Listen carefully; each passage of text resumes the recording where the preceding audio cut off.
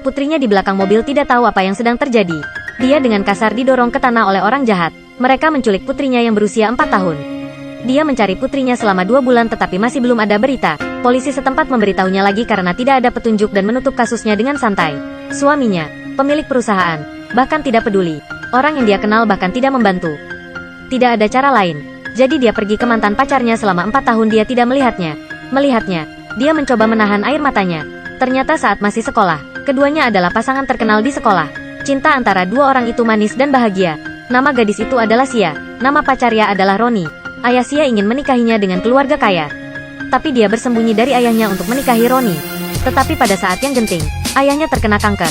Satu-satunya keinginannya adalah melihat putrinya menikah dengan pria kaya Rakhav. Sejak itu, hati Roni menjadi dingin. Dia memutuskan untuk bergabung dengan tentara, dan jadilah prajurit yang paling cerdas dan pemberani. Hari itu, dia menerima telepon dari Sia setelah 4 tahun tidak bertemu. Dia mengerti jika tidak terpojok, maka Sia tidak akan pernah meminta bantuannya. Dalam 4 tahun terakhir, dia tidak mengambil cuti.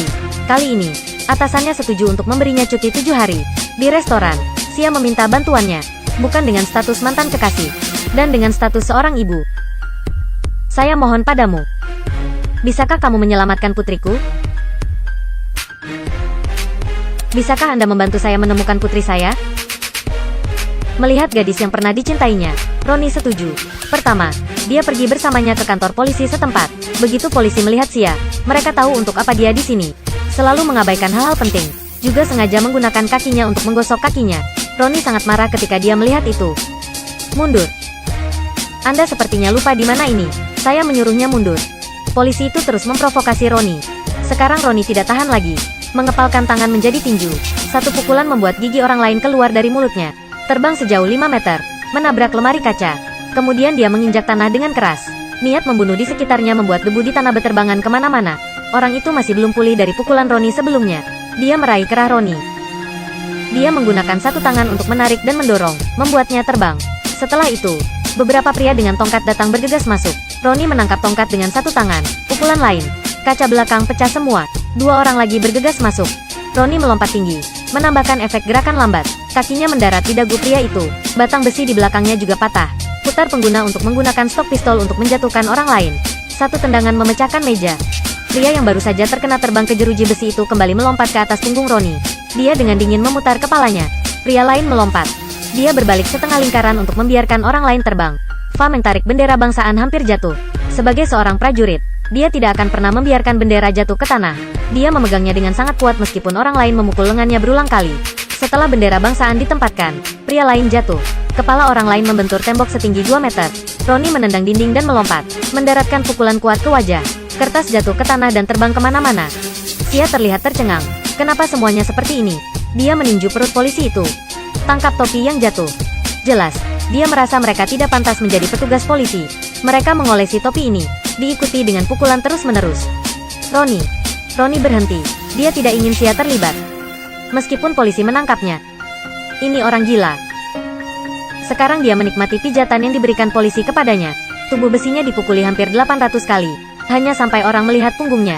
Ada beberapa bekas luka yang ditinggalkan peluru di punggungnya. Baru sekarang polisi tahu dia adalah seorang tentara. Tidak lama kemudian atasannya di tentara memanggil. Berkat koneksi ini, dia dibebaskan. Setelah meninggalkan keluar, dia mulai menyelidiki hilangnya putri Sia. Dia pergi ke taman kanak-kanak putrinya itu untuk mencari kepala sekolah. Tetapi kepala sekolah mengatakan sekolah tidak memiliki siswa ini. Dia pergi ke tetangga Sia lagi. Tetapi bahkan para tetangga tidak tahu bahwa Sia memiliki seorang putri. Roni merasa ada yang tidak beres. Suami Sia, Rakhav, datang ke Roni.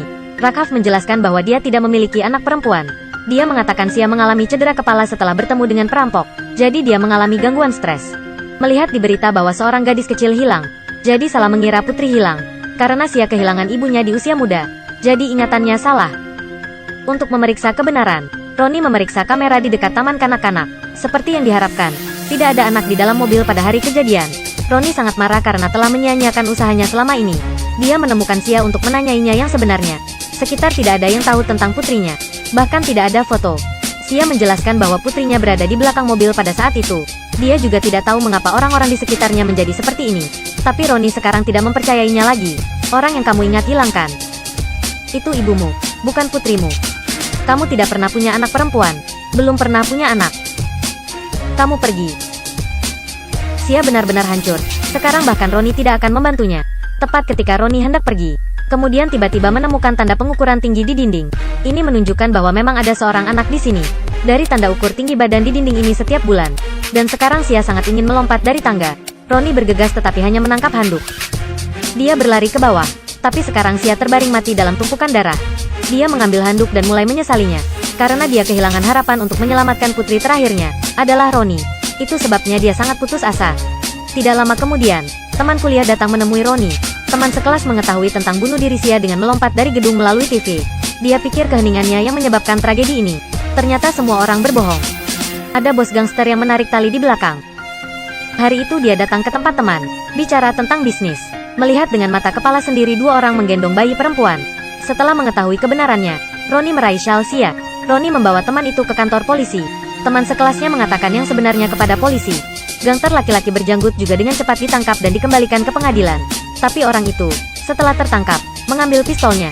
Akibatnya, dia ditembak oleh polisi dan meninggal di tempat. Tapi sekarang tidak ada yang tahu keberadaan punya gadis kecil. Roni terus mencari teman-teman sekelasnya untuk diselidiki. Ketika dia sampai di sana, teman itu dipukuli sampai mati. Dia dipukuli sampai mati oleh dua preman. Roni dengan kesempatan berurusan dengan dua pembunuh. Dan ketahuilah dari mulut mereka, mereka adalah orang-orang yang dikirim oleh kepala polisi. Kepala polisi itu telah bersembunyi di hutan melakukan bisnis ilegal selama bertahun-tahun. Roni sangat marah. Hanya darah segar yang bisa membuatnya turunkan marah sekarang. Dia adalah pria yang kuat. Pada saat ini, dua mobil polisi, satu di depan, satu di belakang, bergegas ke arahnya. Dia menginjak pedal gas dan bergegas maju. Pukul orang lain dan keduanya bergegas menuruni gunung. Polisi itu dikirim ke langit oleh cabang pohon. Roni mengeluarkan shawl Sia. Kali ini dia harus membawa Sia bersamanya untuk menemukan kebenaran. Di hutan banyak orang mencarinya. Dia bersembunyi di kegelapan dan berurusan dengan polisi sekaligus. Dia pergi ke markas musuh sendirian. Gunakan pisau mereka untuk merobek bajunya. Mengungkapkan otot agresif. Tangkap gagang pisau. Curi pistolnya. Tembak ke belakang. Suasana yang semarak. Satu ditendang pergi. Bergegas ke depan. Kaki yang kuat berayun. Pindai satu putaran. Dalam perjalanan menuju hujan bom dan peluru. Kekuatannya sendiri sama dengan kekuatan seluruh pasukan. Lompat ke belakang dan ambil talinya. Peluru tembak gila. Sutradara menggunakan gerakan lambat lagi. Menunjukkan profesionalismenya bahkan lebih. Tidak tahu berapa banyak polisi yang tewas di bawah senjatanya. Pada saat ini, dua helikopter muncul di depannya. Pistolnya kehabisan amunisi. Apa yang harus dia lakukan? Dia mundur beberapa langkah. Dia berteriak keras dan melompat. Pesawat itu menembak terus-menerus tetapi tidak mengenainya dengan satu tembakan. Dia melompat ke pesawat, berurusan dengan dua orang. Orang biasa sama sekali bukan lawannya. Pada akhirnya, dia mengambil pistol dan menembak jatuh pesawat lainnya. Pesawat kecil itu diledakkan olehnya. Pilot setelah bereaksi. Dan kepala polisi memanggil juniornya, bertanya-tanya mengapa tidak ada yang menjawab. Dia tidak tahu bahwa semua 720 juniornya dibunuh oleh Roni sendirian. Dia pergi ke sarang kepala polisi jauh di dalam hutan. Gunakan pisau terbang untuk berurusan dengan dua orang. Lari dan pukul 2 kali. Tendangan kuat ke kepala. Tarik rambut ke dalam rumah. Menggunakan kekuatan untuk mendobrak pintu. Pahlawan bergegas masuk. Sekarang tidak ada yang bisa menghentikannya. Pukulan kuat itu. Beberapa gerakan menangani mereka semua. Sekelompok orang lain bergegas. Dia memblokir pukulan seorang pria. Tendang dua kaki ke atas. Pukul kepala orang itu di peti. Ada darah di sekujur tubuhnya. Seorang pria besar tiba-tiba muncul. Dia diadu melawan Roni. Lalu pukul kepala Roni. Kepala orang itu seperti menabrak dinding besi. Roni mengirimnya ke surga. 4 orang lainnya bergegas mengelilinginya. Dia membuka matanya yang ganas. Selanjutnya, dia bergerak terlalu cepat. Mulut saya tidak bisa mengikuti. Dengan 4 tendangan kaki. Begitu adegan pindah ke kaki orang-orang itu, mereka semua patah kaki. Setelah menyelesaikan semua anggota junior, dia ditembak dengan pistol. Sebagai bos terakhir, kepala polisi, dia mengambil pistol dan duduk untuk memberitahu Roni. Ternyata pelaku sebenarnya di balik semua ini adalah suami Sia. Dia menyuruh pria berjanggut itu untuk menculik putrinya sendiri. Kemudian menyuap semua orang di sekitar untuk membuat Sia berpikir putrinya tidak ada. Tujuannya adalah untuk memaksa Sia bunuh diri. Dan kepala polisi secara tidak sengaja menemukan bahwa pria berjanggut itu telah menculik gadis itu. Dia mengambil gadis itu dari tangannya. Lalu ancam dia, paksa dia bekerja untuknya. Dan dia juga menutupinya agar pria berjanggut itu tidak masuk penjara. Bagian ini akan sedikit membingungkan. Dengarkan baik-baik. Ketika kepala polisi hendak menembak dan membunuh Roni, di belakangnya ada kejutan. Ternyata itu adalah wakil kepala polisi. Dia berdiri di belakang untuk waktu yang lama, dan merekam semua. Alasan Rakhav ingin membunuh Sia juga dibuat jelas. Ternyata saat menikah, Sia hamil. Bahwa istrinya hamil. Tetapi ketika rumah sakit memeriksanya, dia tidak subur. Itu juga berarti bahwa itu bukan putrinya. Roni akhirnya mengerti alasan mengapa Sia pasti ingin dia menemukan putrinya. Betapa kecewanya Sia ketika dia bunuh diri hari itu. Setelah itu, Roni bertemu putrinya lagi di rumah sakit. Alisnya terlihat persis seperti milik Roni. Mulut dan hidung kecil seperti ibu. Dia sepertinya melihat Sia.